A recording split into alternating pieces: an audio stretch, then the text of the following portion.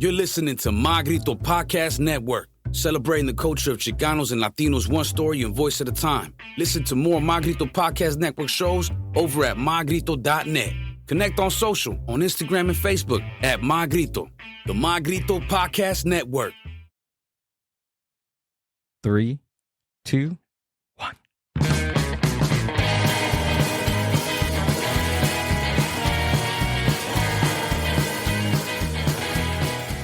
Anibal. Gil, what's up, brother? Thanks for coming out and doing the podcast. It's my pleasure, man. Thank you for inviting me. I appreciate it. You're a photographer, videographer, and you're also a podcaster. You have a podcast. Yeah, I do it all, bro. Yeah. I do a lot more than that, but yeah, I do. What else do you do? Well, yeah, I do have the podcast. Watch the back right there. You're on the... Oh, my bad. Yeah. I'm rolling on your backdrop here. Yeah. We don't want the set to come crumbling down. I'm a big guy. We don't want it to fall on you. So. No worries. Yeah, so I have the podcast, but I also have a podcast network where I produce, shoot, edit for multiple podcasts. I have a videography, photography business. I have a digital marketing business. Wow. I'm a musician. What else do I do? I do commercial property management. That's like my day job. I do a bunch of different That's stuff. your 9 to 5? Yeah. Gotcha. Yes, sir. So, are you an Olympian too, or did you swim? Olympian? No, I did some bodybuilding back in the day, but that's about. Oh, there we go. There it is. Maybe like 80 Dude, I was waiting for ago. that. I was waiting for that. Yeah, not anymore though. So what's this? I wrote it down. The Sparstar Promotions. I seen that too. Is that part of your network also? Yes. Yeah. So Sparstar Promotions is an amateur MMA promotion out here in Southern California. They have a lot of great fighters coming out of there that are going pro. So I connected with them through another fighter that I do digital marketing for. His name's Tony Cortez. Shout out to the Conqueror.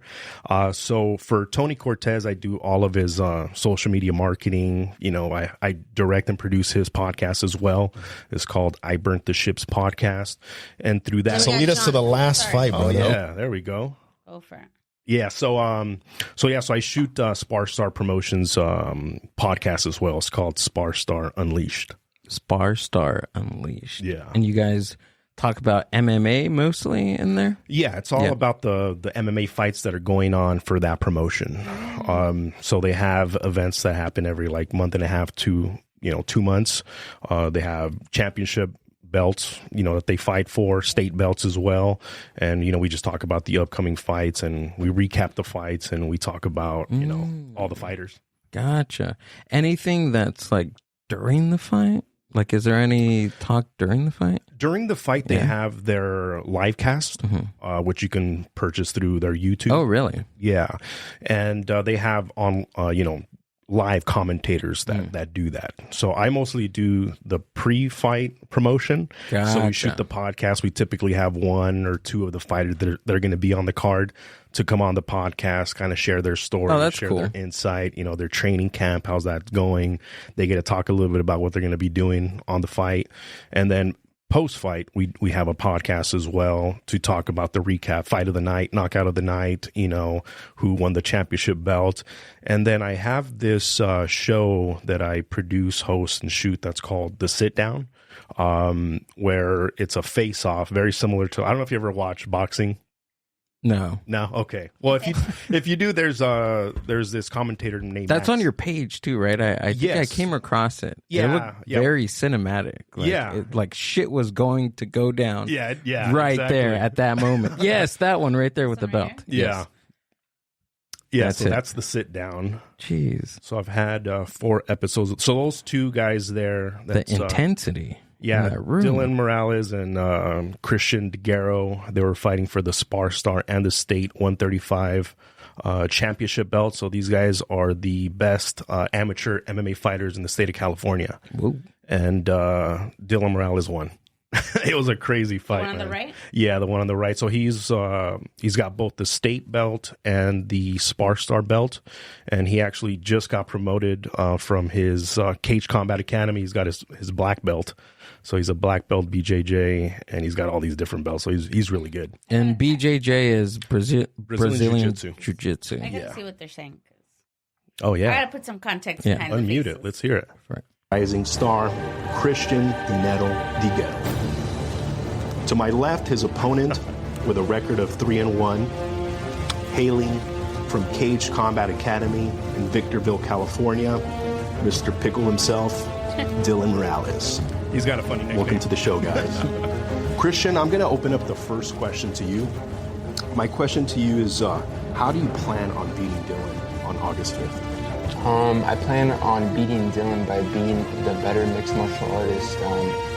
I saw in your guys' interview, actually, he believes he's the better striker, so I guess we're going to find out. I just realized I always wear black, bro. I think my path to victory is knockout. I don't wear anything but black. You have a closet full of black shirts, button-up shirts. I'm going to win whatever it takes, any means necessary. I will beat Dylan Morales. How do you feel about that, Dylan? It's a cool game plan. I believe I'm winning, surprisingly. Kind of weird, but I'm just going to go out there, do my thing. I already know what he's probably want to do, take me down, and then that's it. And we'll work from there. How do you plan on beating Christian? Just showing up and see what happens. I'm down for anything. And he won, right? He won. You guys are competing for he won by decision. So for amateur fights, it's 3 rounds, 3 5-minute rounds. And they went all 3 rounds. It was a bloody fight, man. They were they were going at it. It was a really good fight, but Dylan took it by decision.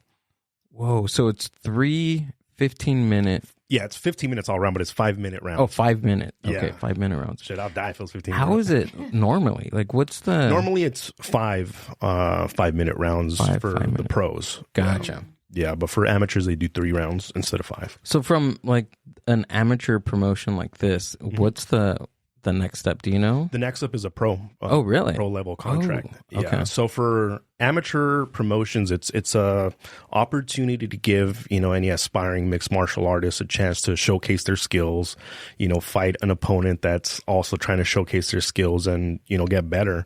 But after a while, some of these amateur fighters are really, really good, which they earn a pro contract.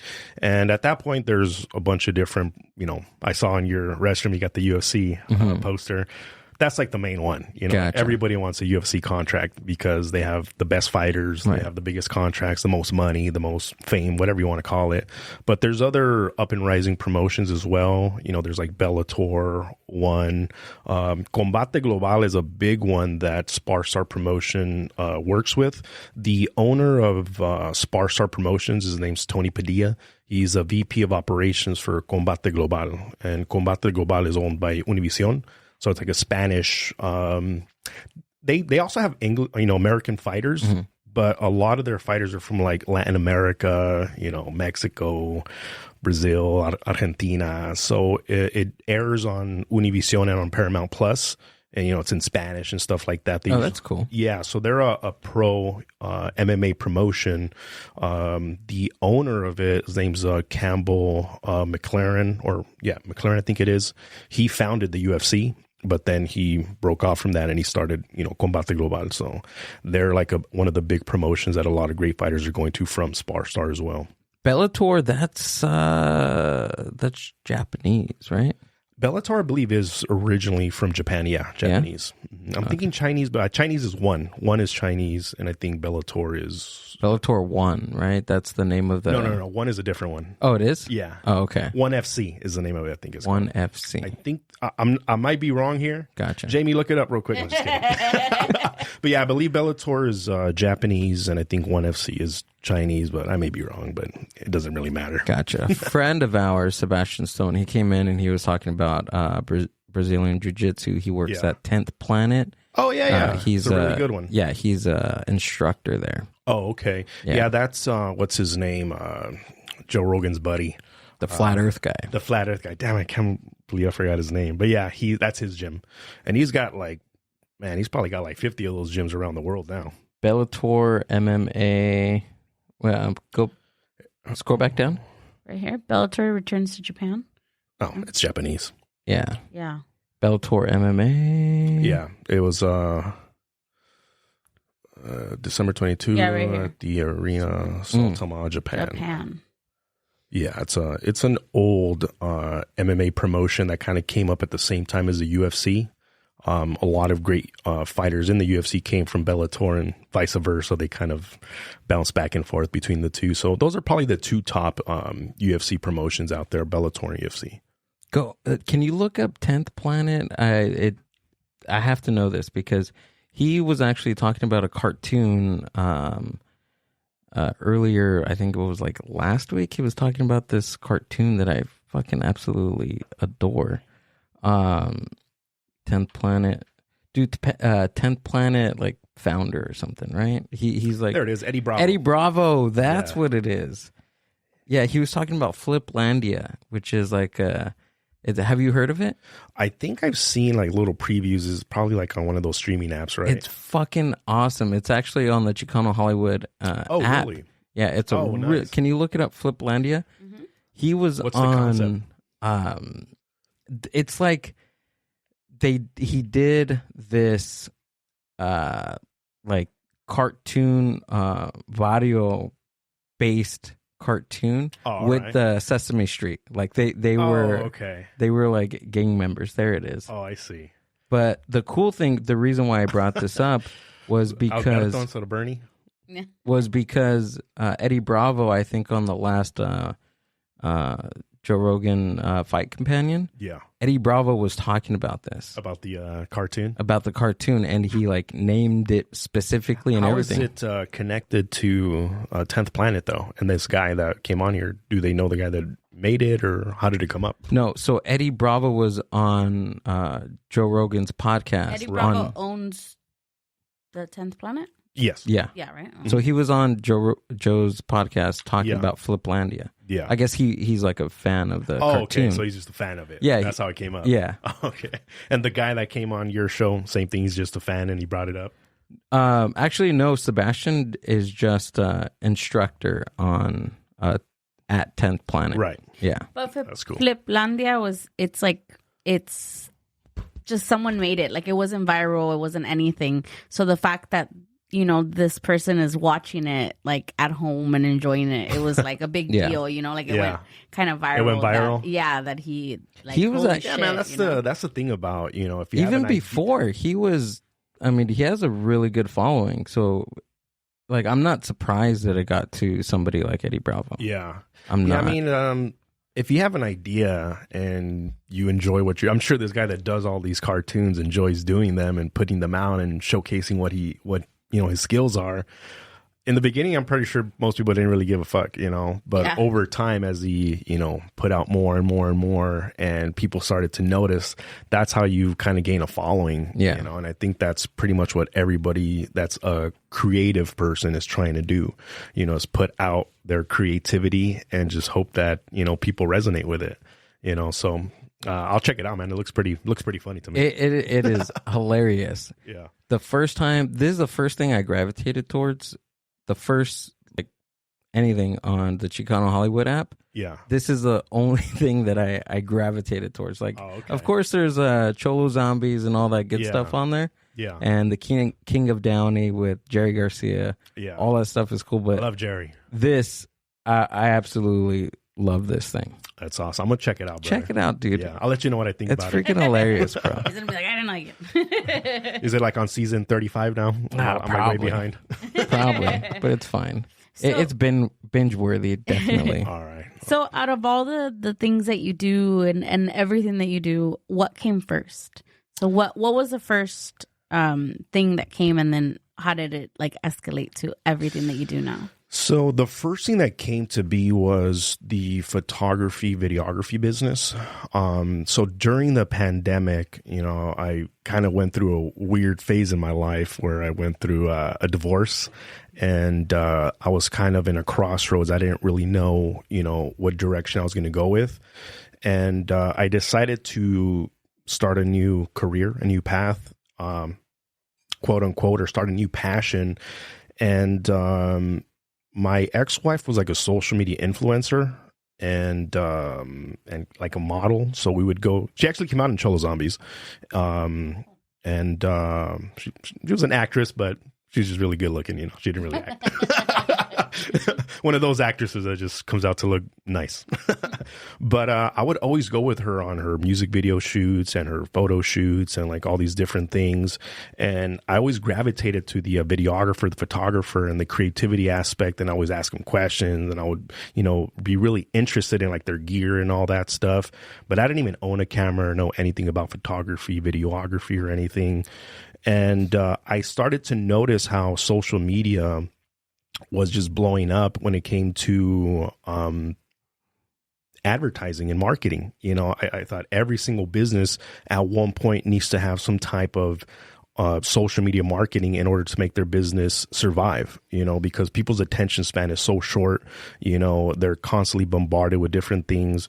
Radio was practically, starting to be a dead source, and then podcasting was kind of coming up, and, digital marketing was coming up. So I said, what's a good way that I can make some revenue? I'll start to shoot commercials for businesses for social media marketing. So that's when I picked up the camera. I purchased this program. It's called 14-Day Filmmaker. And it was super cheap. It was like $50. I recommend anybody that wants to learn how to shoot, photography, videography, look it up, purchase it. And literally I didn't even take the 14 days. It was like a week. I, took the course and I learned exactly how to use a camera, how to make cinematic, how to make things look cinematic. And I started to promote my videography, photography business. But as I was doing that, I realized that I had a huge network of successful people throughout my life. I've lived a pretty interesting life. So I have a pretty big network of people that are successful in a bunch of different fields, whether it's, finances. I know people that are like multimillionaires that own their own businesses, the music industry, comedy, bodybuilding, MMA, whatever you think about it. Like I knew someone that knew someone that was connected to these successful people. And just my own curiosity, I always wanted to find out, why is it that this person's successful and this other person's not? They're both in the UFC. Why did he win? Why did he didn't win? Both of these people are in the same industry. They're both actors. Why is this guy Brad Pitt and this guy is a struggling artist?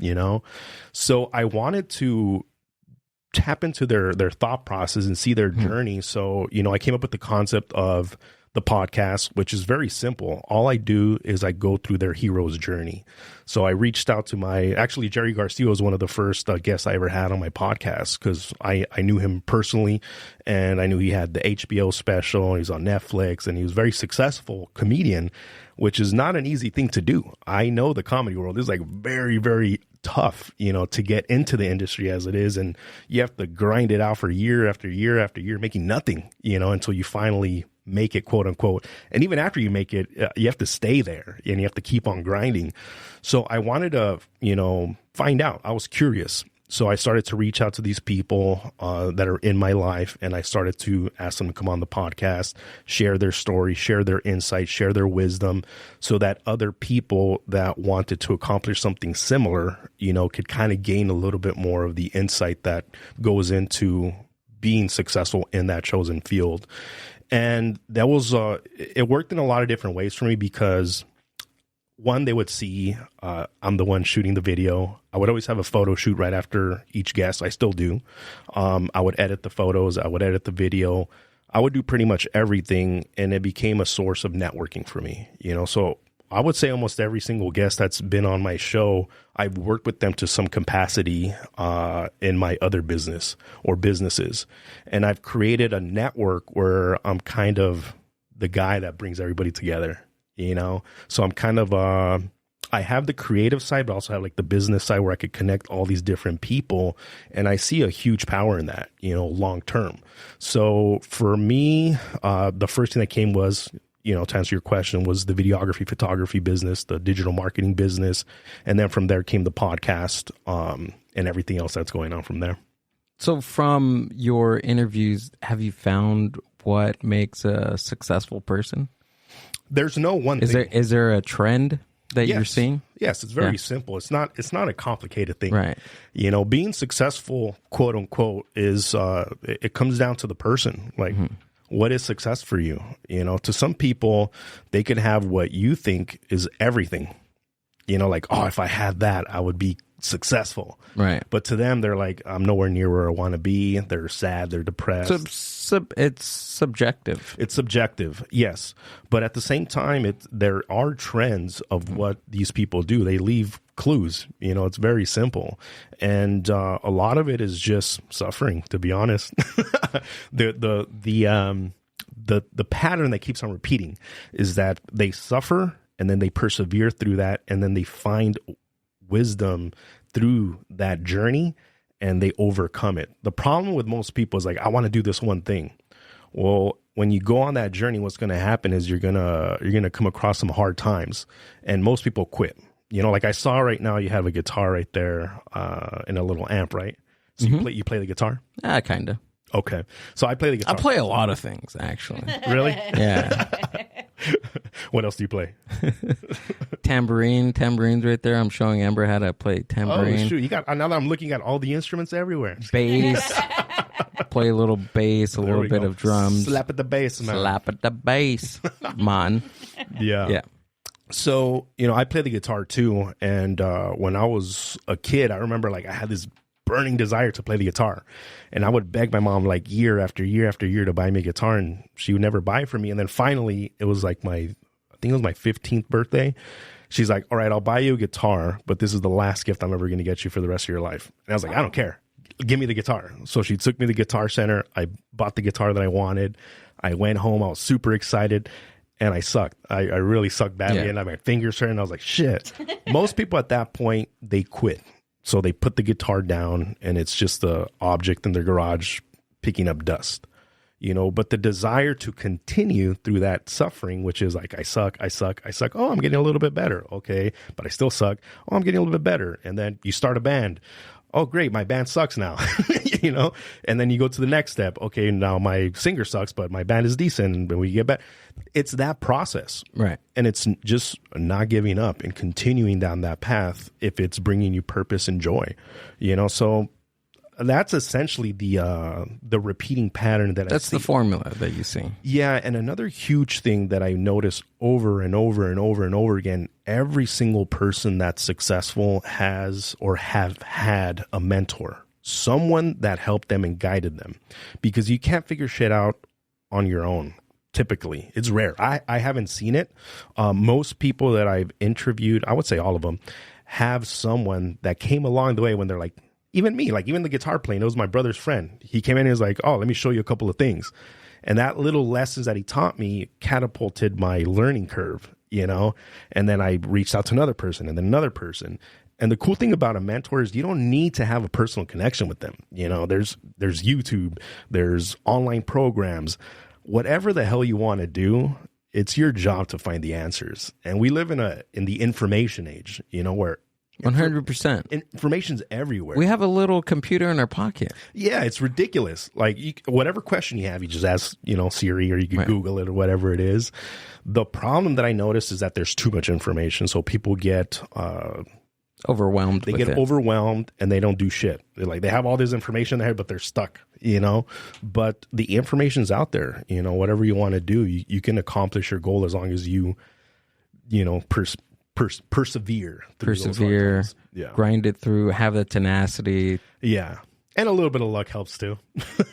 Yeah, a lot of it is but I 100% agree with you that luck is a part, but sometimes you make your own luck too. You can just knowing what you want, enjoying their journey to that, because it's not 100% of the time, it's not about your end goal or the goal. It's the journey to what you want.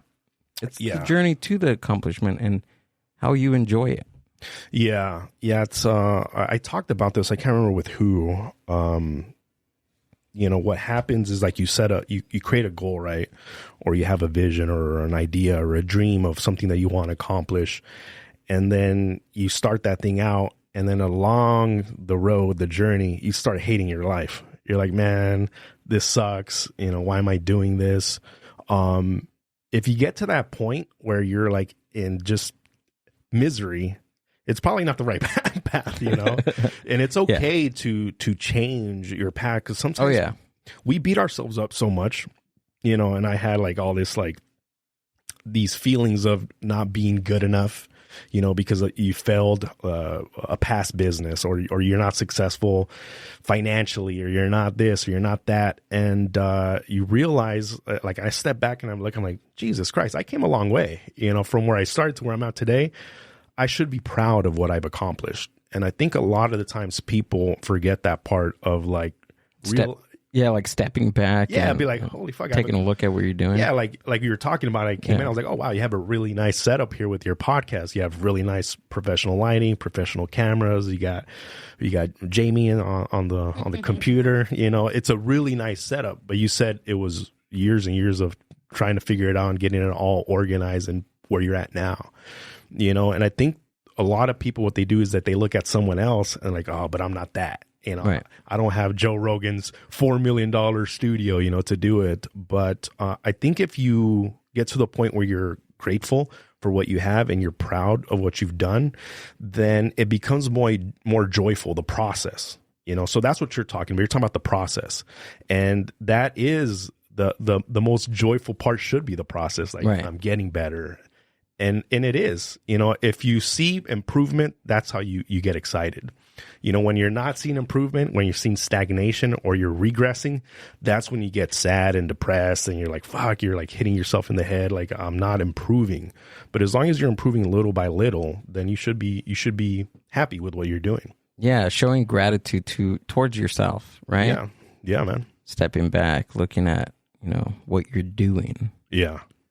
Making sure that you're taking a foot forward into what you actually want.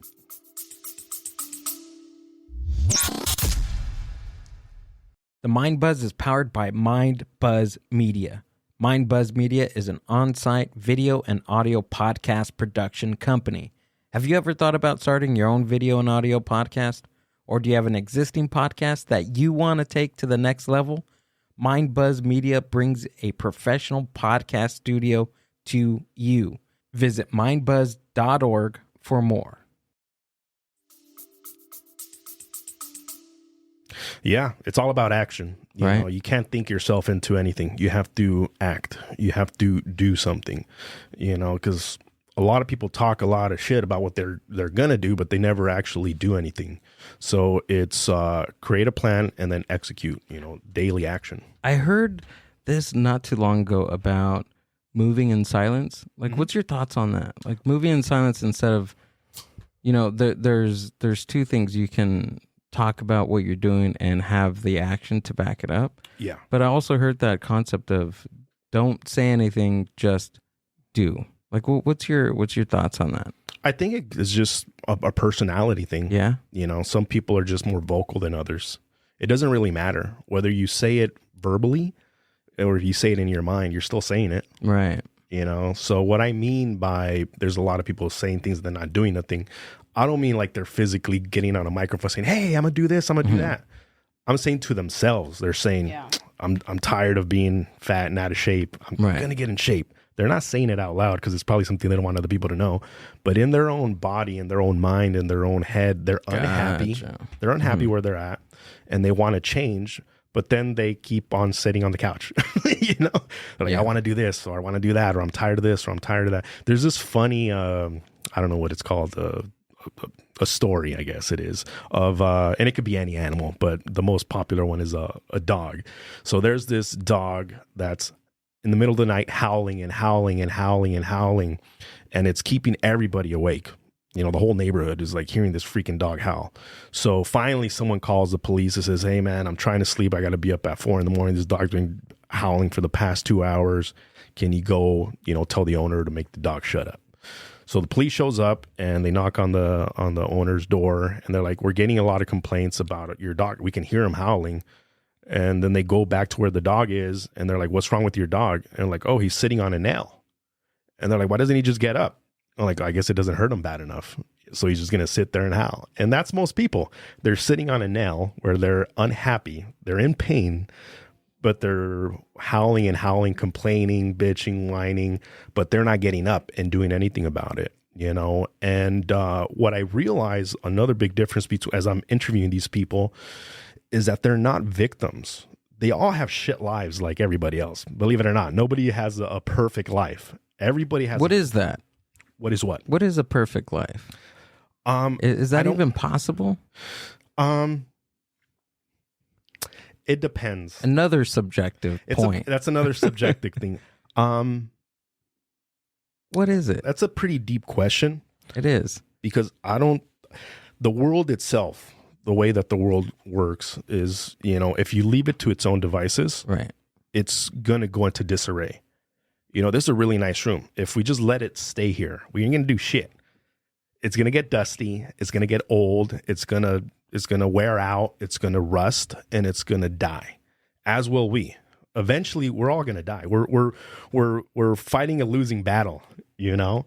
So, no, there is no perfect world, perfect life. But, you know, there is a way that you can fight against this nature, and that is through intention and action.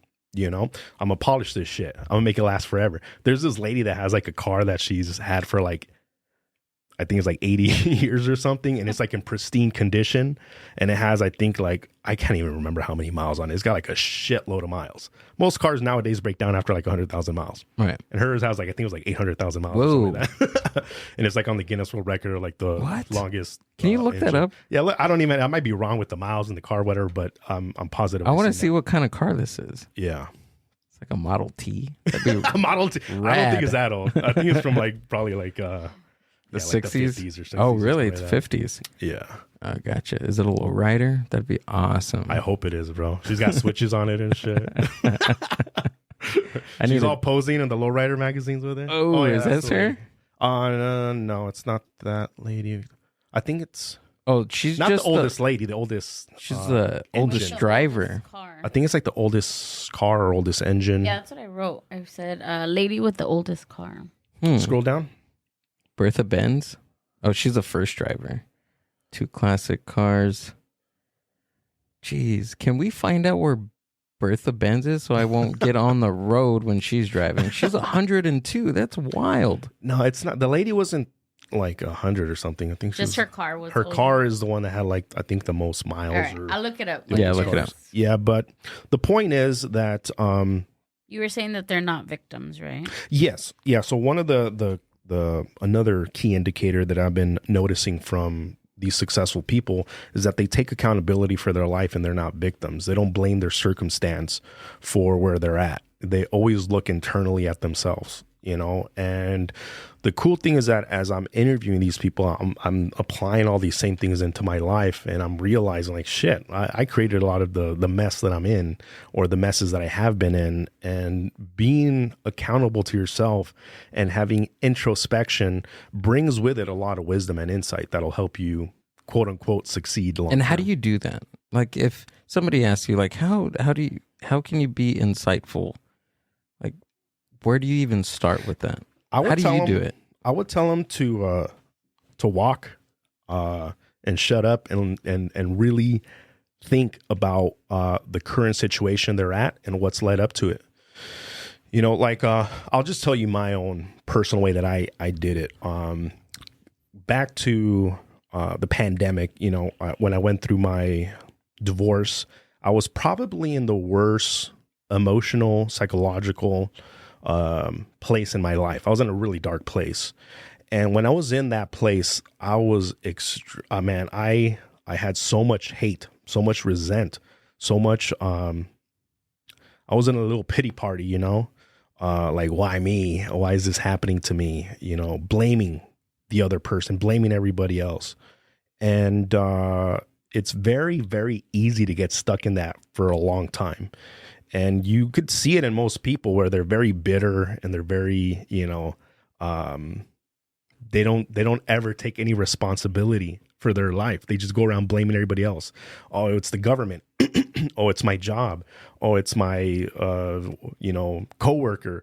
Whatever. It's always somebody else. It's never them. You know, they've been divorced 4, 5, 6 times. They've gone through 17 different jobs, always having a disastrous life, but it's never them. It's there's a common denominator. There's a common factor in all those different exactly experiences. And So I was in that place where I was very negative, and I decided to just walk. And in the middle of the night, I went for a walk, and then I started to really think about the situation I was in. And part of it I had to first was to forgive any wrongdoing that happened to me. Because, we're all humans. There's people that are going to take advantage of you. They're going to, abuse you in one way or another, whether it's physical, emotional, financial. Someone can rob you. Someone can come in and hit you over the head and, knock you out. And now you got like a broken whatever. And essentially you're a victim. You were victimized. You didn't deserve that. They just came in and they stole your stuff, or they came in and they beat you up, or whatever it was. The first thing I had to do was to forgive the abuser. And then the second thing I had to do was to forgive myself for creating a lot of the mayhem that I had created in my life. And when I forgave myself, then I had to take accountability. Like, this is what you did. There's no one else to blame but you. You created this. And it gives you power, dude. It gives you power where you're no longer blaming other people. You're like, this is my life. I created this world, and I can also change it for whatever way I want. And then, I created goals, created action items, and I just started going after them. And, little by little, things started to go the right way.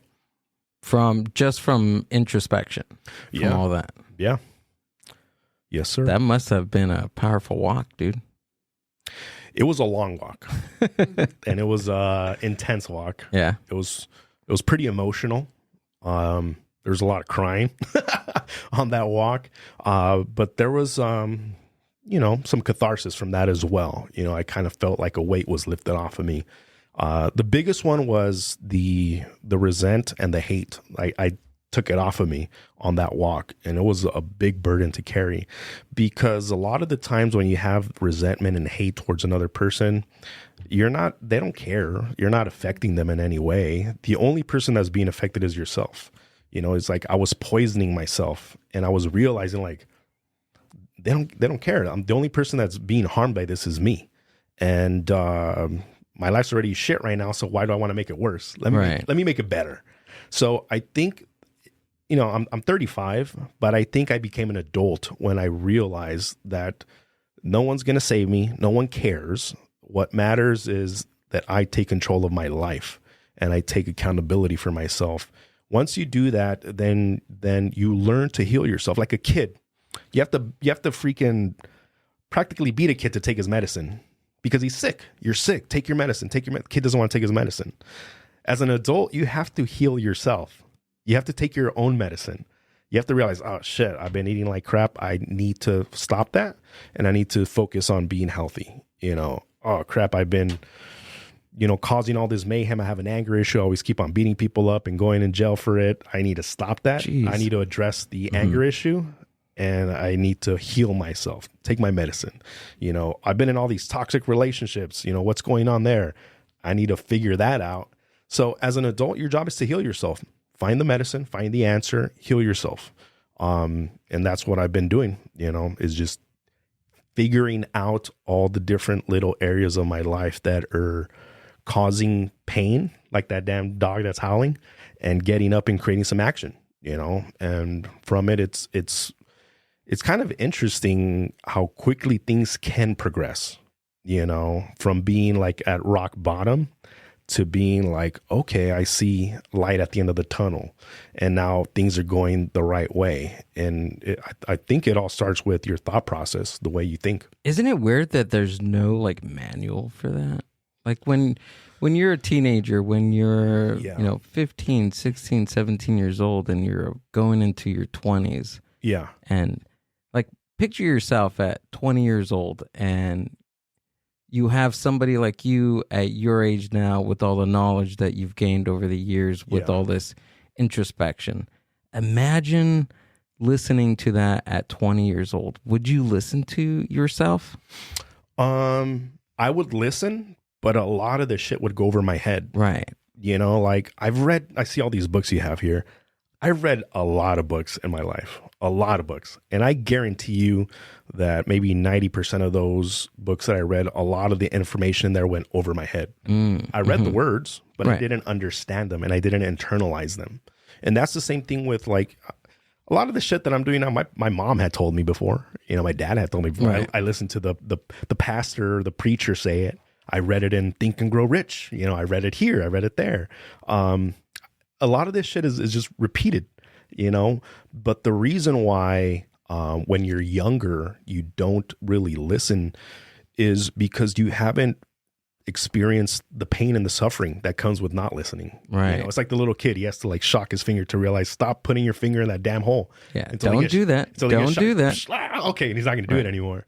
So unfortunately, I do think that most people have to go through that point where they're, I'm not saying like go do something stupid, but I think in order for people to internalize, these lessons, it has to get to a point where like they've had enough. Yeah, you have to feel it, right? Yeah.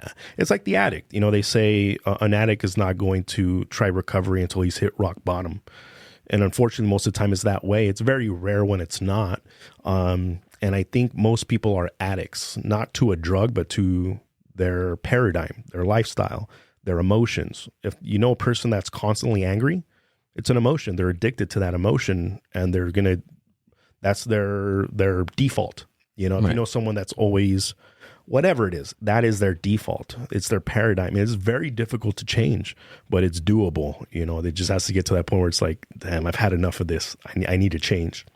Right. Yeah. I think when you were talking about your podcast and how you're interviewing all these different people. Yeah. In whatever fields they are, that's what it was. Think and Grow Rich, because that was the concept of Napoleon Hill's interviews. He wanted He wanted to see why these entrepreneurs or these different people are being successful. Yes, right? That's the origination of my podcast, is essentially Think and Grow Rich. So I'm doing exactly what Napoleon Hill did today. With a camera, instead of him just writing on a little piece of paper and then writing a book. I'm not writing a book yet, but I am essentially doing the same thing with today's world. And I think social media, podcasting, the medias that we have to use them. We have to evolve with the time. They're tools, dude. They're tools, exactly. Yes. To evolve with the time, and if people are not evolving, we're going backwards. And that goes back to what I said. If you're not evolving, if you're not growing, if you're not advancing, if you're not improving, then why are you here? The purpose of life on a biological level is survival and reproduction. So don't die and then reproduce, because eventually we are going to die. So we want to leave our seed, our babies, our genes, so that we don't, quote unquote, die, So I think the most important thing is to constantly improve in every way we can. Right. And if it's not leaving an offspring, right? If it's not leaving leaving a legacy, would you agree with that? Yes. Like we talked about mentors, right? Right. And I said, you don't have to have a personal connection with a mentor. I've never met Seneca, but I study Stoic philosophy. I understand his philosophy in life. I've never met Jesus Christ, but I've read the Bible and I understand his philosophy. There's a lot of people that have left a legacy without, having kids. Mm-hmm. And I think that's another great way to leave something behind. And I think that's why most men, since we can't have babies, like we always want to create something like a business. We can leave behind a business, or we can leave behind our name, or like, it's like, I don't know why, but for men, I can only speak for myself, is like, we want to leave that legacy. That's why that word popped up to your mind. And I was like, yeah, that's a good word, because we want to leave something behind that represents who we are, what we've done, how we've improved our generations. Right. And I feel like when I'm not being creative, when I'm not doing something like going towards that, I feel like dog shit, dude. Yeah. Yeah. Cause you feel like, dang, time's ticking. I study a lot of Stoic philosophy, and one of the, what is Stoic for? What is Stoic, by the way? Stoicism. I've heard it before, but remind me of what that is. It's a philosophical, practice that was like an ancient Greek. Some of the most famous Stoics would be like Marcus Aurelius, who was the emperor of Rome, and Seneca is another big one. And you can, either read their actual writings, Seneca's, or, Marcus Aurelius left his journal or whatever you want to call it, with all his writing on there. But it's a way of thinking. It's a way of being. And in today's age, the word stoic means like you have like no emotions, but that's not exactly what stoicism is. Can you look up that word? Stoic? Stoic? Yeah. Or look up the concept, please. How do I spell Stoicism. STOCISM. Sism. Or hold on. STOIC is stoic, and stoicism is CISM. Stoicism and the endurance of pain or hardship without the display of feelings. So that's and stoic. Without complaint. That's stoic. Stoic. And then stoicism would be an ancient Greek school of philosophy founded, at Athens by Zeno of Citium.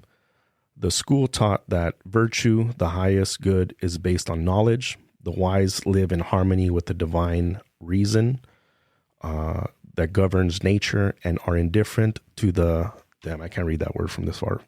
Vicissitudes of fortune and pleasure and pain. Yeah, so they're constantly seeking truth in the world, reason. So they're very logical thinking. Yeah, so Stoicism is one of the 4 major schools of thought established in the Hellenistic period. Mm-hmm. Yeah. So one of the teachings, it's called amor fati, which means love your fate. And then another one is, I can't remember, it's Italian or Greek, Latin words, but it pretty much says to remember that you're going to die one day. Whoa. Because when you remember that, it puts a sense of urgency on things. Right. I think when we're young, we're kind of like, I'll do that tomorrow. Like, I have this goal. But you don't have any sense of urgency, But when you realize, shit, like time's ticking, man. Like I have all these ambitions and goals and things that I want to accomplish in this life before I die. Then it puts a little light under your butt. Like, okay, I need to do something. So I'm not going to stay home. I'm not going to go out and party all night because I need to be up tomorrow morning to accomplish this task. And once we realize that, I think it helps a lot. So I remind myself every morning, like, not tomorrow, we're going to do this shit today. So I have a problem with like posting content. People are like, oh, you should wait till this day and wait till. As soon as I create something, I put it out. And that's just me. You follow your own strategy.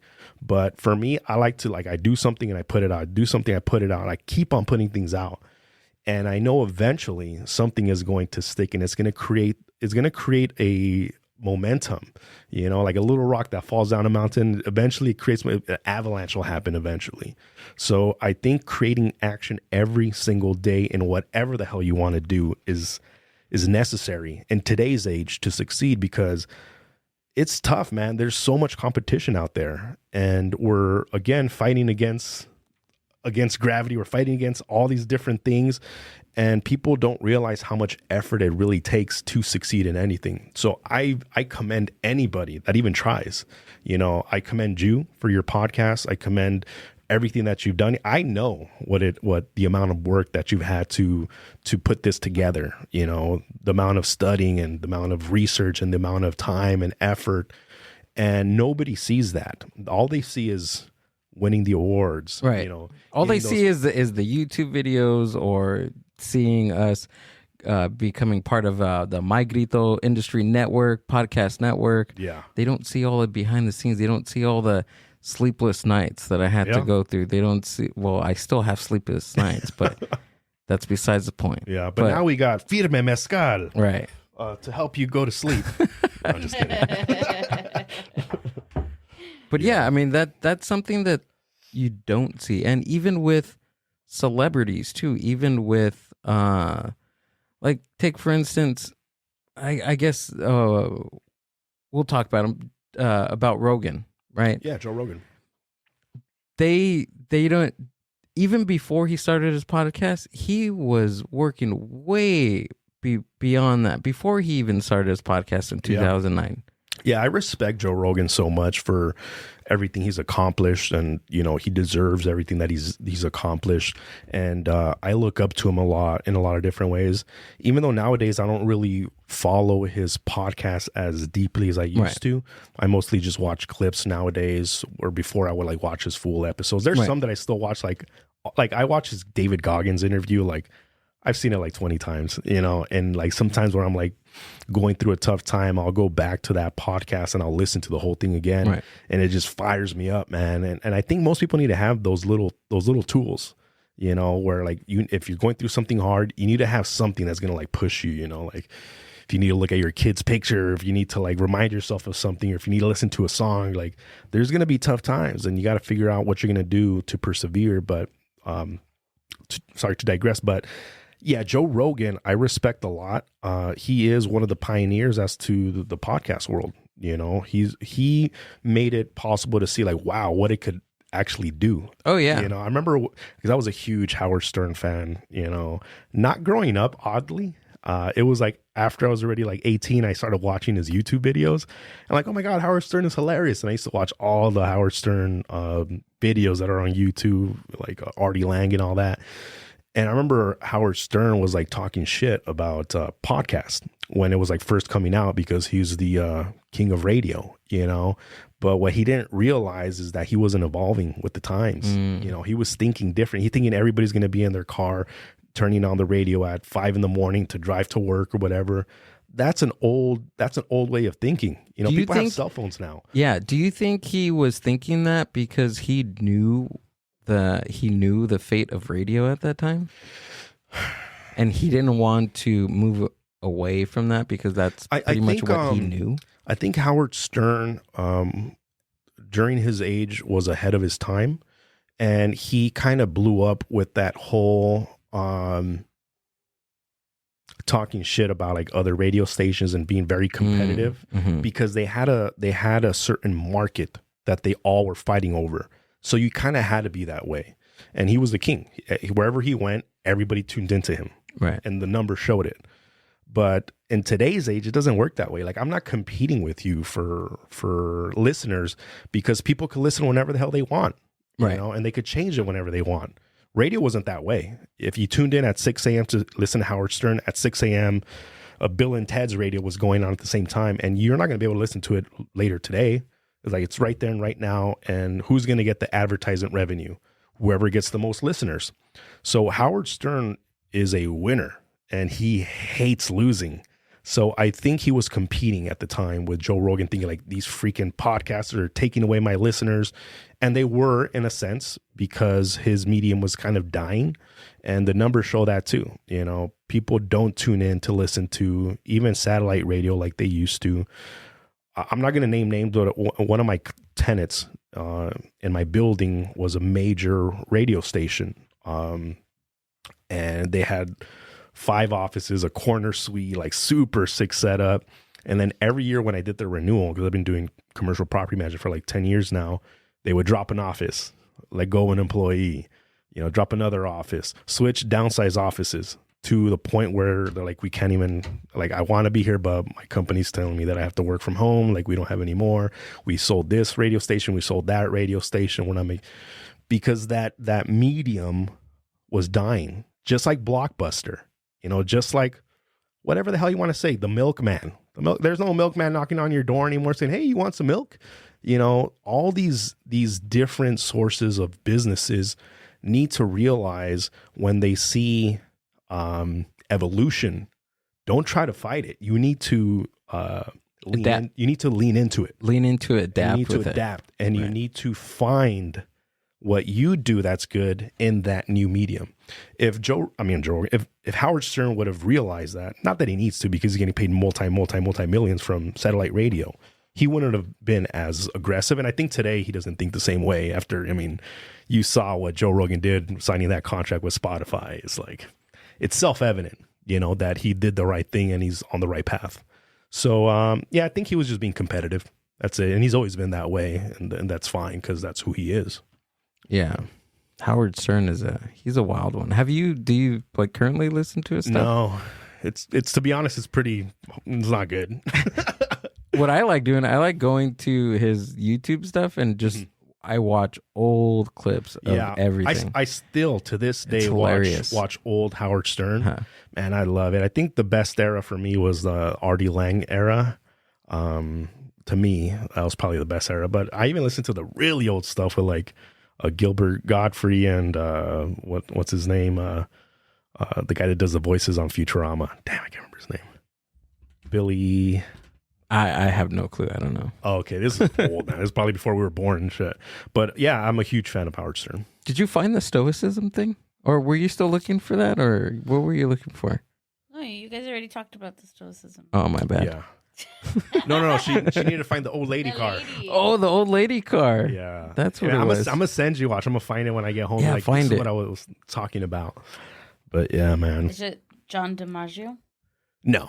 It's the guy that does the voice for Fry and for the grandpa.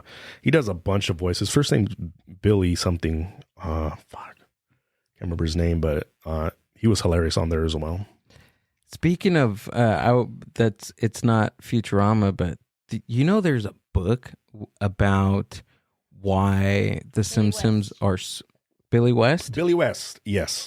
I love Billy West. That's him. Yeah. He's really good with like voices and sound effects and all that stuff, and he's a hilarious dude. So the Simpsons have a book about why they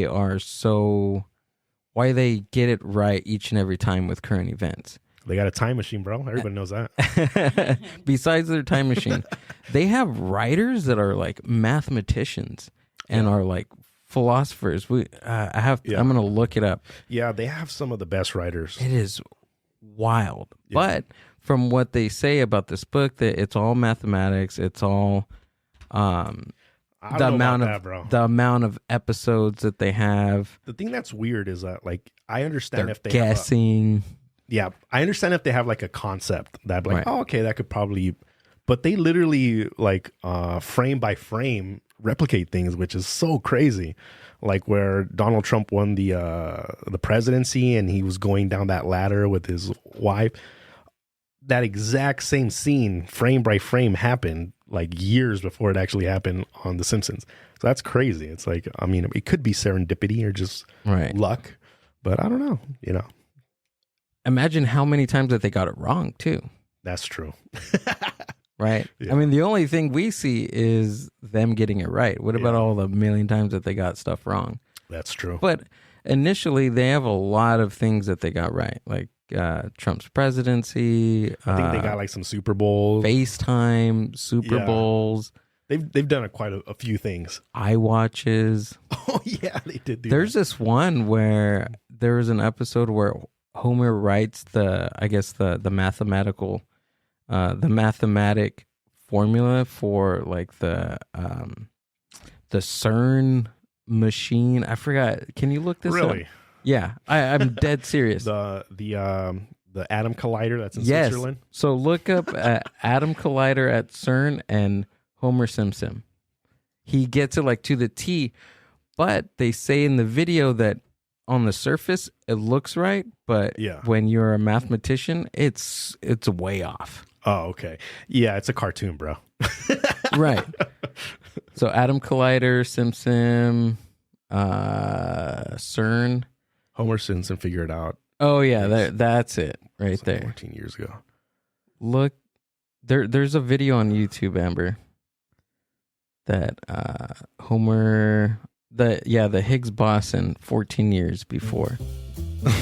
That's crazy. I'm Ryan McCaffrey for your IGN Science News. Homer Simpson, yes, a fictional character, may in fact be a scientific genius. As it's been revealed, he predicted the mass of the elementary Higgs Boson particle more than a decade before scientists did. As The Independent reports, a new book called The Simpsons and Their Mathematical Secrets Oh, that's the book you're talking about. Simon Singh reveals Homer came startlingly close to figuring out the truth back in an episode. So the writers are like actual mathematicians? Yeah, they are. Okay, that makes sense. The Wizard of Evergreen Terrace, Homer becomes an inventor. Though the creations he remains most famous for devising include the electric hammer and the makeup gun. Oh my God, I bet you there's one next year. A scene in which he's depicted in front of a blackboard bearing an equation that's it. actually works out the mass of the previously unknown unknown particle. Singh said, quote, "That equation predicts the mass of the Higgs boson. If you work it out, you get the mass of a Higgs boson that's only a bit larger than the nanomass of a Higgs boson. They got it, but is. it's not right. What's a Higgs boson? Homer makes this prediction 14 years before it was discovered. The Simpsons is the most mathematical TV show on we're gonna have to figure out what the hell a Higgs boson is. Singh says. A lot of the writers on The Simpsons are mathematicians, end quote. Oh, Indeed, the Daily Mail reports scriptwriter David X. Cohen contacted an old high school friend, David Sheminovich, who is an astronomer at Columbia University, and the first equation on the board is largely based on his work for predicting the mass of the Higgs boson, depicted by H0. Singh added, quote, "The equation is a playful combination of various fundamental parameters, namely the Planck constant, the gravitational constant, and the speed of light. If you look up these numbers and plug them into the equation, that's it what predicts it a is. mass of 775 giga-electron volts, GeV, which is not unreasonably higher than the 125 GeV estimate that emerged when the Higgs boson was discovered So in what the 2012. Hydro Collider does, it The shoots a existence of the single Higgs atom boson, Right. or in opposite God sides and it makes them particle, crash was together. theorized by Professor And the byproduct is what they call the Higgs. Yeah, so they're trying to figure out pretty much how the universe came to be.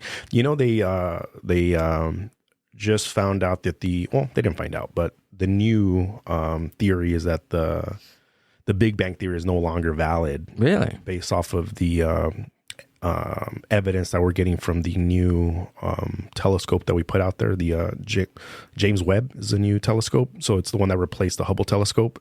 And it went up, I think, last year or something. And they're coming back with all these freaking crazy ass pictures. And we found like this vast amount of space that's completely empty, which is weird as shit. Really? Yeah. And they're saying that we're just one of many big bangs, you know, so we really don't know how the universe is. It's pretty much endless. I'm not sleeping tonight because I'm going to look that up. Yeah, look it up. It's the James Webb telescope. James Webb. Mm-hmm. Can we look it up now? I always think that I think it's very narcissistic of us to think that we're the only ones here. Well, Honest. I mean, I guess it goes on to your beliefs, right? Yeah. With religion and things like that. I mean, it's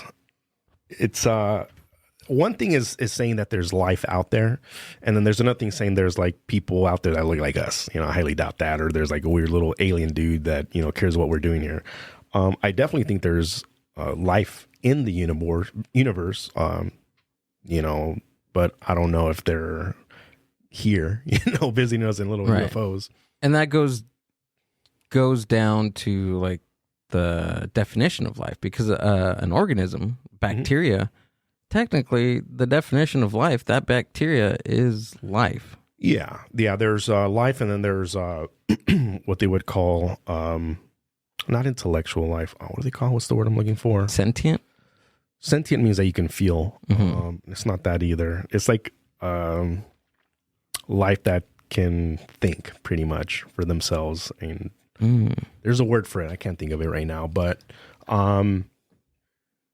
yeah, I think I'm really, really into science and astronomy and all that stuff. Like I really find it super interesting, and figuring out why we're here, how we came to be, and all of that. What was the telescope called? James Webb. Yeah.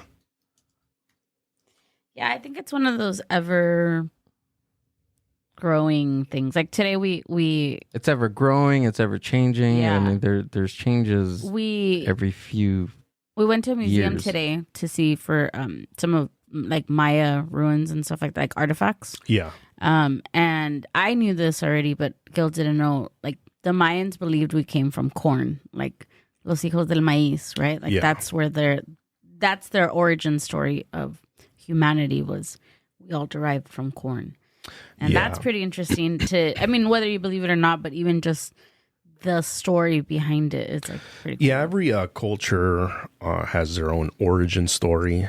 And the thing about us humans is that we are a species of highly evolved primate that likes to seek patterns and wants to know the truth, wants to know answers.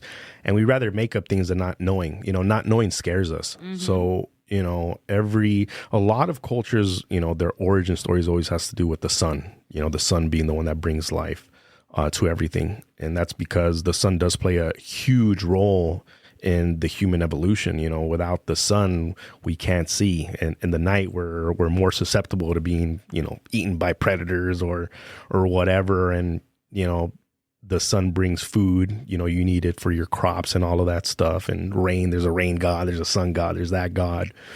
So I think we as a species always wants to find out truth, wants to seek out knowledge. And that's a good thing. That's what's allowed us to evolve. And pretty much we are the top of the food chain on this planet. And we're not the biggest. We're not the strongest.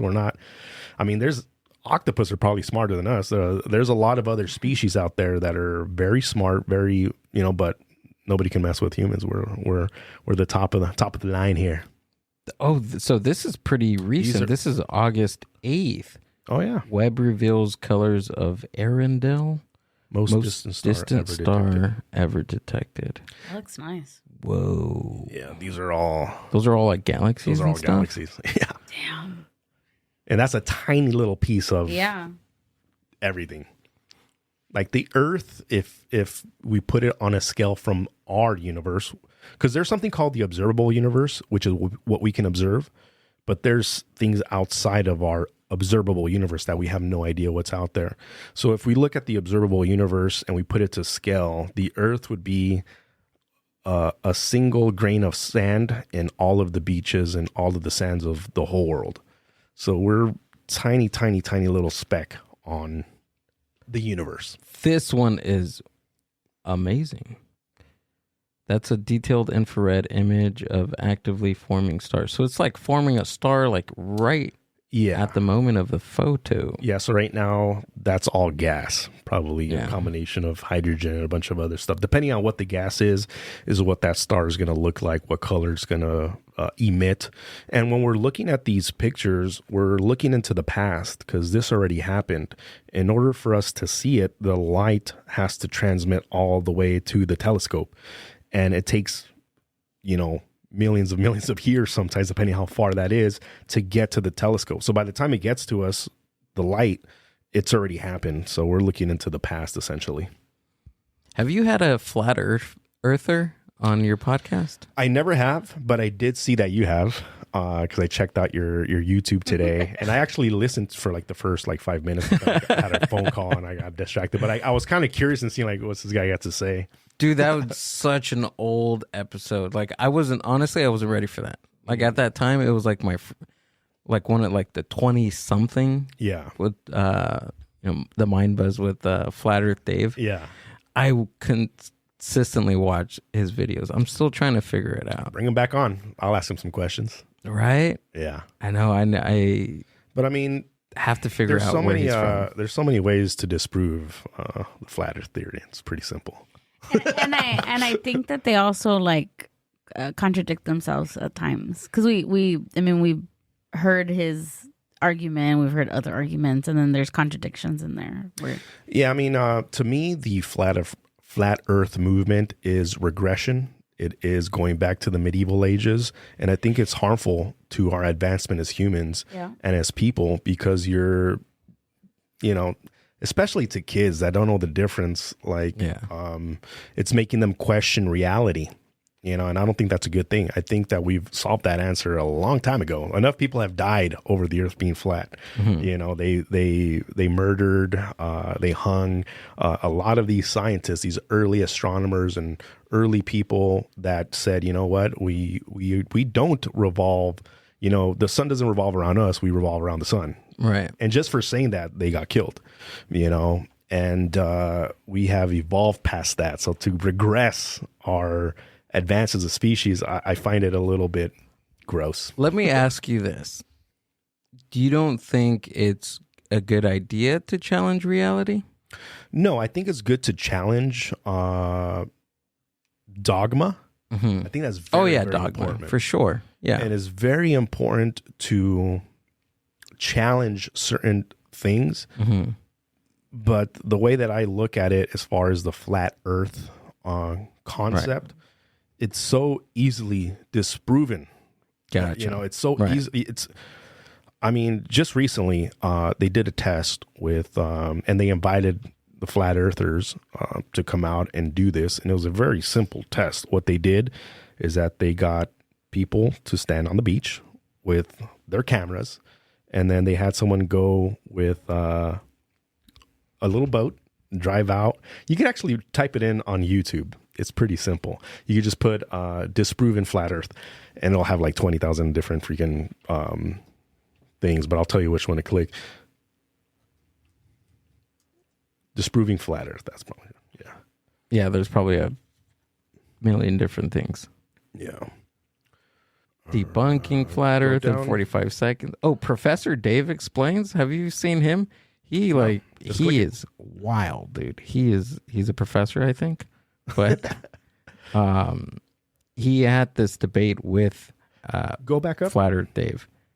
And that conversation was just crazy. Click the one where it says flat Earth arguments that disprove flat Earth theory. This one? I think that's one of them. Oh, this the other cool night too. I was watching a live stream on YouTube. Oh, you know what? Do this. Put experiment. Probably an error in judgment on my part. Yeah. It was a live stream. I love how I can't remember the name of the Wikipedia channel, always but it was puts one like guy context having a live Yeah. debate with the flat against Earth on there. An entire disc. I got flagged when I put my stuff on YouTube about that, like all the little clips and stuff from Wikipedia. But Let's see that short. Shorts are. This one right here? Yeah, I like shorts In because they're quick. 2019, a group of flat earthers decided to scientifically prove that the Earth is flat. So they bought a $20,000 ring laser gyroscope, I an love this one. extremely Oh, you precise know what? tool that can be used to gauge the Earth's motion. They figured that if Earth is actually a sphere, they would see a 15 degree per hour drift on their gyroscope. And although they were very confident that this would not happen, when they turned on their device, it said 15 degrees on the dot. Now, in the words of one of the lead researchers, we obviously weren't going to accept that. They tried to use the gyroscope again in what's called a zero-Gauss chamber, and also an bismuth chamber to really alleviate any outside factors that could be affecting the reading. Still, however, it remained 15 degrees. But instead of accepting these results, they decided to come up with an entirely different experiment. They took these two boards and cut holes in them. Then, they placed them a distance away and put a camera on one side and a light on the other. If the Earth is flat, the camera would see the light when they were both being held at the same height. If the Earth is round, however, the light would have to be held higher for it to be seen. We don't see you, Enrique. Lift up your light way above your head. Interesting. That's it. Yeah, so I mean, there's I a love bunch. that There's one. a bunch of those. Yeah. You know, just disproving. The Earth has a curvature and it is round. Yeah. It's not actually round. It's like pear shaped. But who cares? yeah, pear shape. Yeah, just It's a sphere. It's a sphere. It's a I've globe. been super interested in this for how long? For the past couple of weeks. I don't know. Besides that. I would have so many simple questions to ask him. Yeah. Yeah. Let's get him on. I'll get him email. on. Yeah, get him on. I'll debate him. You know? Oh, for a debate. Yeah, we'll debate. Oh, We can have it on the Face Off show. You can moderate. You know, the cinematic show. We'll have the dun, dun, dun, dun music and everything, bro. That'd be cool. Hell That'd yeah. be wild.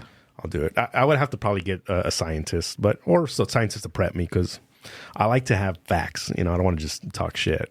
Right. Have you had anybody like that, like a scientist or an author or anything like that on your show? Scientist. So you do a lot in like the creative space, right? Like I do a little bit of everything. Yeah. I've had multiple authors, but that's not the only thing they do.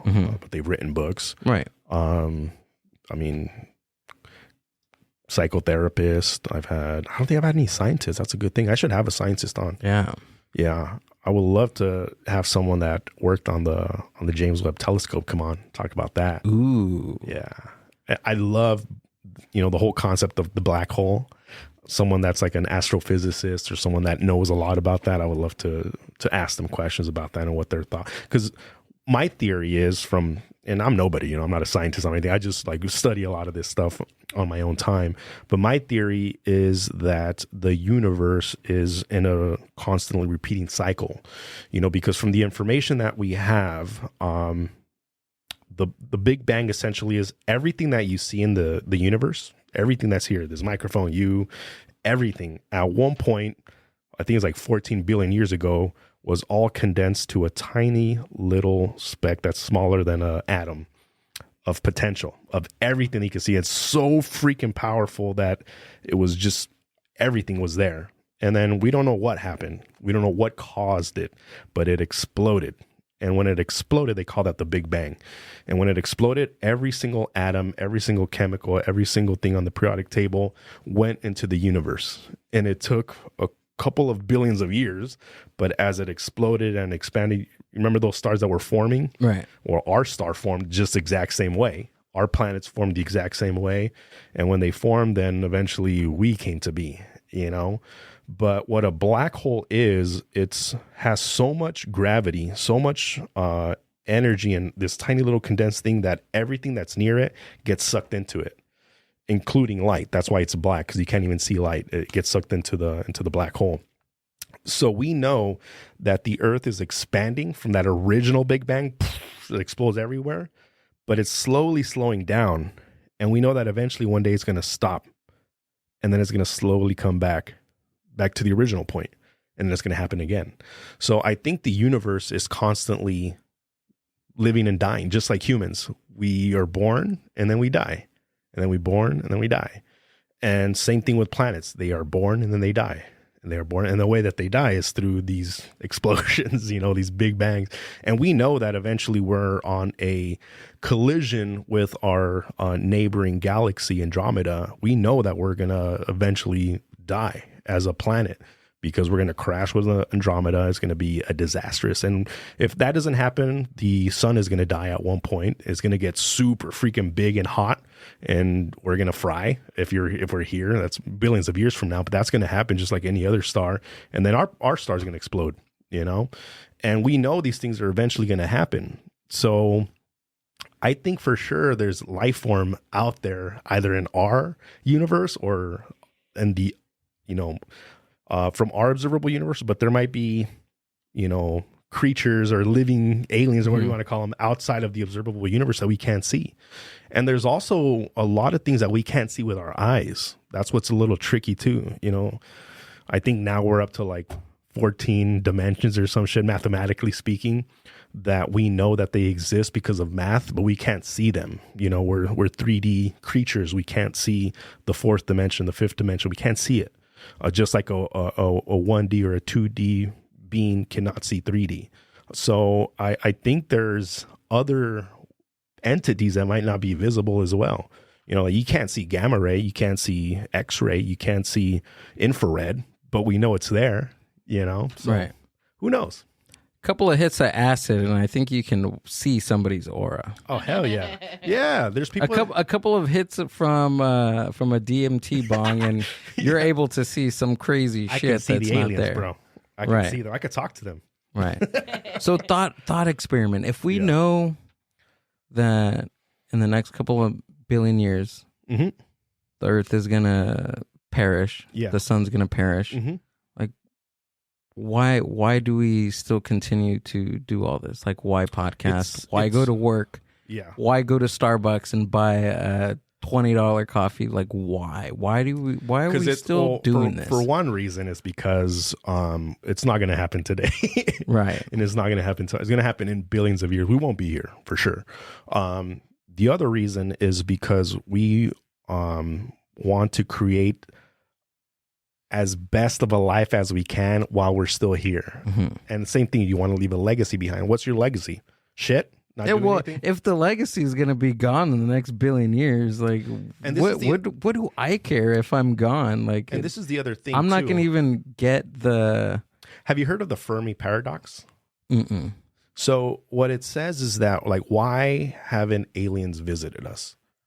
It could be that we are the most evolved species of beings that there are in the universe. And it means that maybe one day we are going to visit another planet, you know? So another reason why, you know, we want to continue to evolve is because guess what? We've made it to the moon. We've sent shit to Mars. Right now, the James Webb Telescope, it knows for a fact that there's, at this point, I think they have probably like hundreds or something. You can look it up if you want. But other planets that could sustain life, human life. They have the right amount of gravity, the right amount of oxygen, the right amount of what we need to survive. We know this. So there's different levels of civilization. And we are, I think, only like in the first or second level of civilization. I think the next level of civilization would be a civilization that can harness the power of the sun for all of their power. We haven't done that yet. We have solar power, but it's shit. We have created the atom. The atom bomb. That was our first step into the second civilization. I think that's where we're at right now. But at one point, if we are an advanced civilization where we're like level 5, we can actually travel to other planets, travel to other galaxies. We can do this stuff. We could sustain life form in a spaceship. We could do all this. Not right now. But I think at one point we are destined to be the Marco Polos, the Cortezes, the what's his freaking name? We are going to get into the Pinta de Santa Maria and all that. Christopher Columbus. And we're going to go into the universe, and we're probably going to inhabit other planets. I think that is our destiny as a species, because we know that if we stay here at one point, it's dang, intergalactic imperialism. Yeah. Star Wars. That is wild. Oh, yeah, huh? Yeah. So, I mean, you could look this up real quick. So his name's Michio Kaku. He is an astrophysicist. I love this guy. But type in the different levels of civilization. So I have a question. Yeah. I'm like, I can't talk and type at the same time.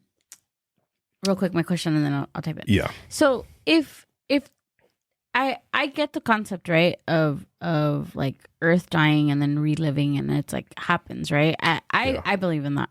But do you think that like every time there's a rebirth, it starts again, like from like the Neanderthal part all the way up to us, and every time it goes further, or does it come back to birth and it starts like where it ended? No. Do they know that? Like, I mean, what's the everything I'm saying is speculative. You know, it's not a fact. And I personally, theory-wise, I would think that it's a no. You know, just because of there's something called potential, and then there's I started studying quantum physics when I was like in high school. The first movie that I watched on it is called What the Bleep. Highly recommend you guys watch it. It's What the Bleep? What the Bleep. And it's about quantum physics. And I bought the DVD with the extended version that had all the physicists and astronomers talking in depth. And there's this really old test that they did, an experiment. It's called the double slit experiment. And what it does is that it shoots a single atom, just like the Hadron Collider, one at a time, and they put this sheet with a single line cut in the middle. So, you know, if you shoot an atom, it acts like a particle. It's one little atom. It goes through that little slit. If it doesn't go, it hits that sheet. But if it goes through it on the other side, it should be like a straight line, right, of all the little atoms that went through it. So when we are observing it, that's exactly what happens. They put two slits, and then they shot the single atom through these slits, one at a time.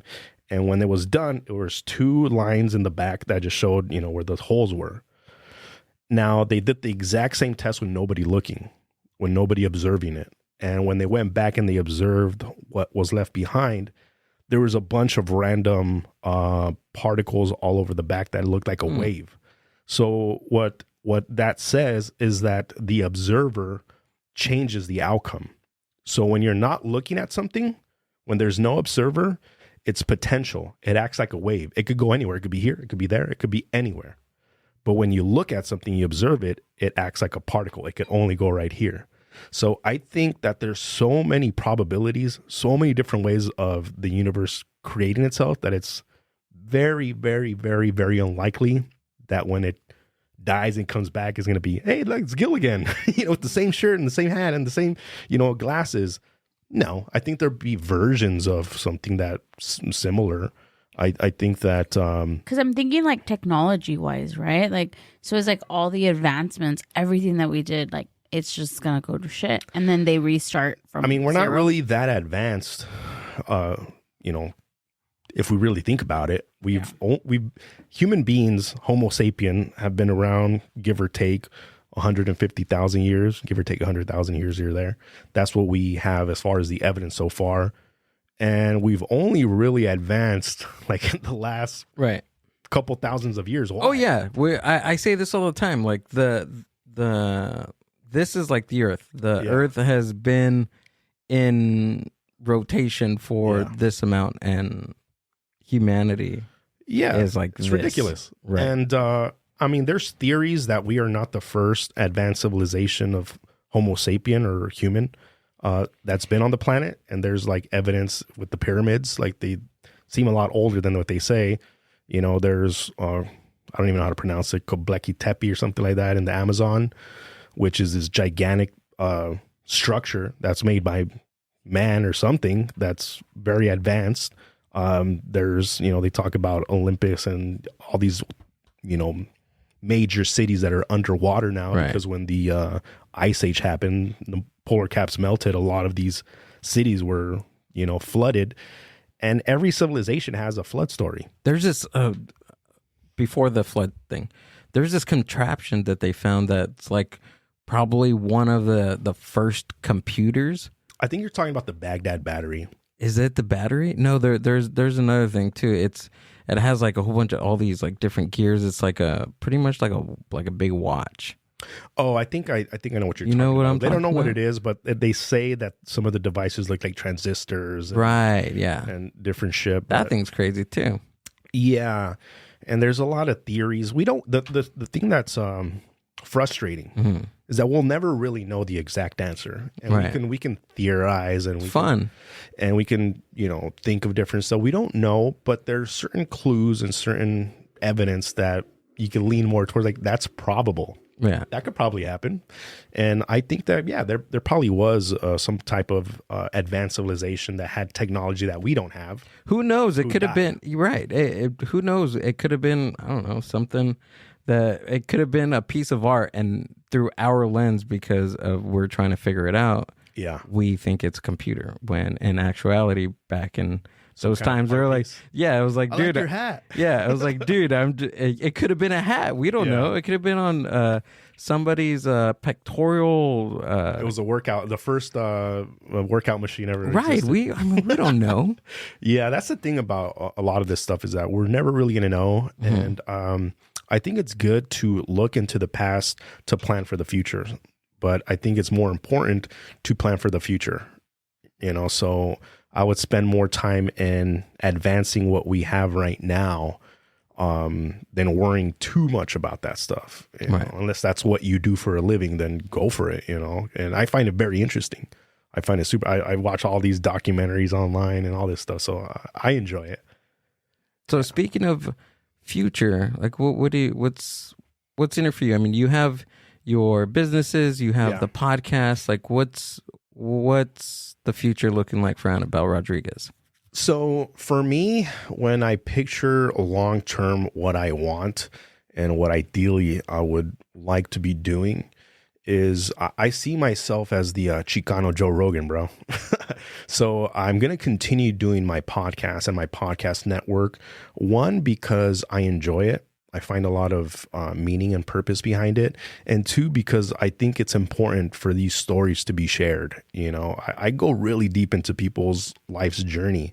Like, I just had Sonia Balcazar on my last episode, and she's an award-winning actress for a short film that she put out with my homeboy Echo's World, Jeff Reyes and Chris Leva, LV. And they won a bunch of awards, Cannes Film Festival and Mexican American Film and TV Festival. And they're making the rounds right now. But the story of Addicted to You is her story. And it's a very impactful and deep story. And it brought a lot of old feelings. So after the podcast, she shot me a message and said, like, hey, man, like that podcast, it brought up a lot of old things that I really needed to tackle, you know, so she thanked me for it. And I think these stories are important for people to realize, like I told you, when you sit down and look back at your life, you're like, damn, I've come a long way. Be grateful for where you're at. I think it's a win-win-win. The guest wins because they get an opportunity to share their story. You know, like I said, when you look at a successful person, you don't know what they've been through. You just like, oh, they're lucky. Oh, it's because she's good looking. It's because she's this, because she's that. You don't know her story. You don't know their story. And they get to humanize who they are and to share their story Two, it helps anyone that's listening, you know, like you can, like I said, you don't need to have a one-on-one connection with the mentor. It could just be someone's story that impacts your life.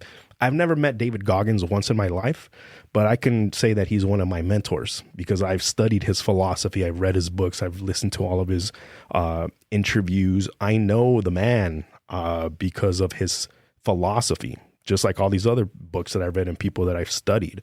So I think this is just another way to put out that information. And long term, I plan on growing it to, you know, where, you know, it's a good revenue source for me as well. And I can use that revenue to fund my other projects. So I want to have a pretty successful media company where I'm shooting anything, featured films, short films, commercials, music videos.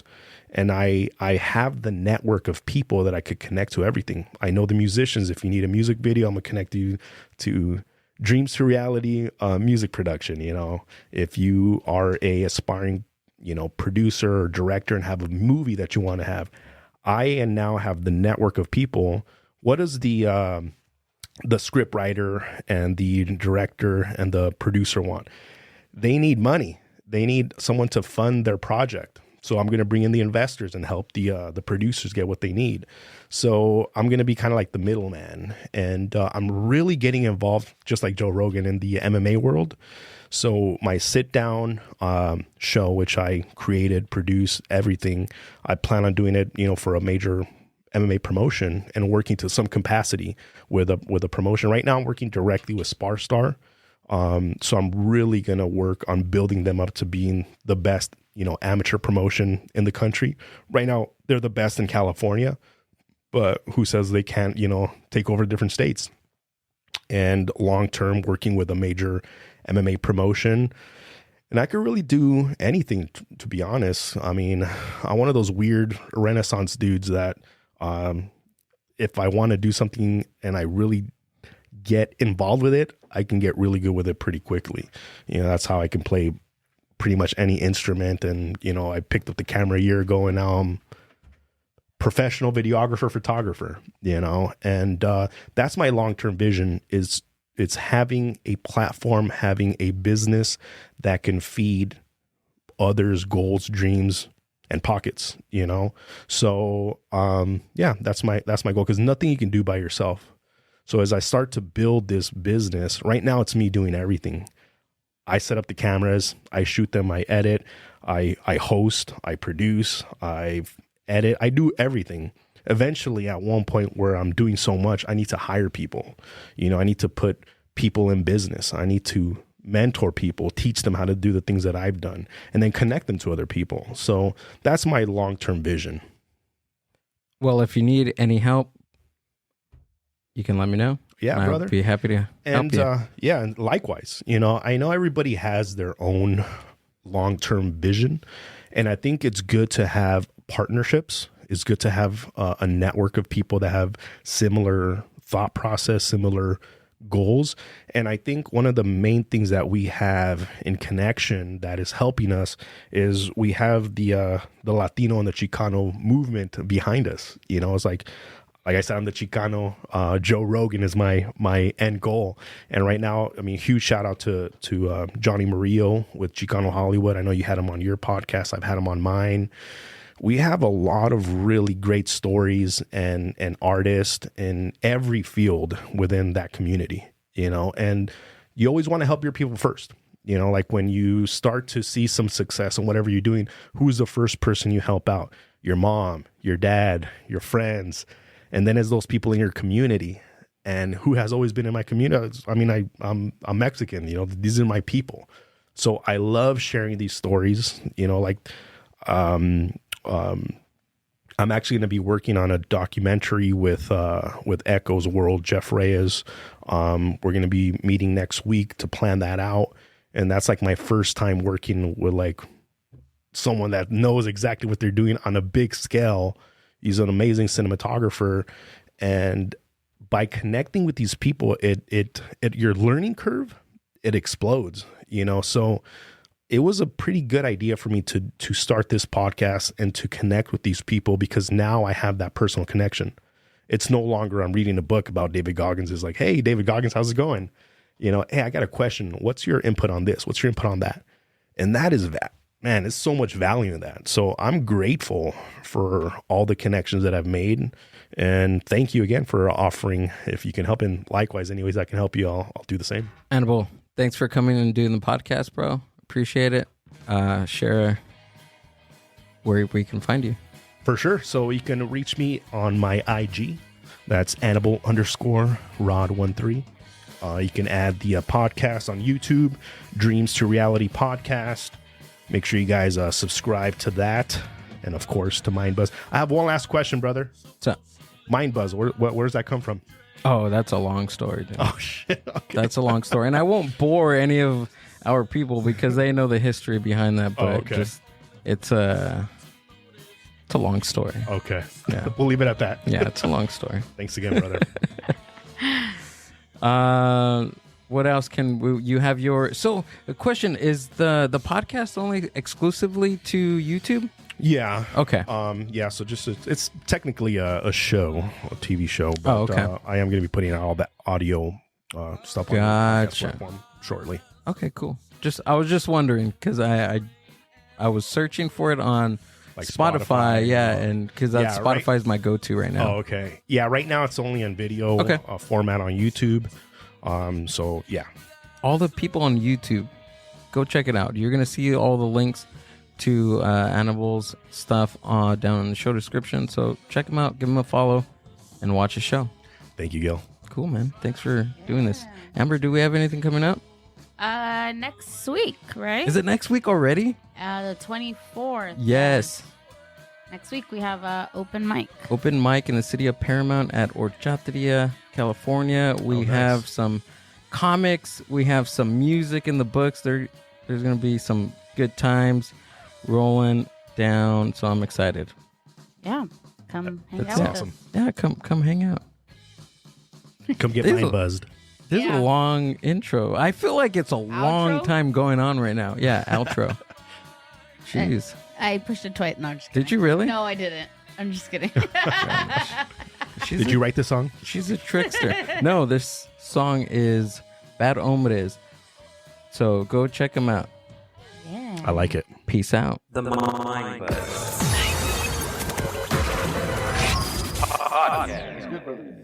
Peace and love. See you guys on the next one.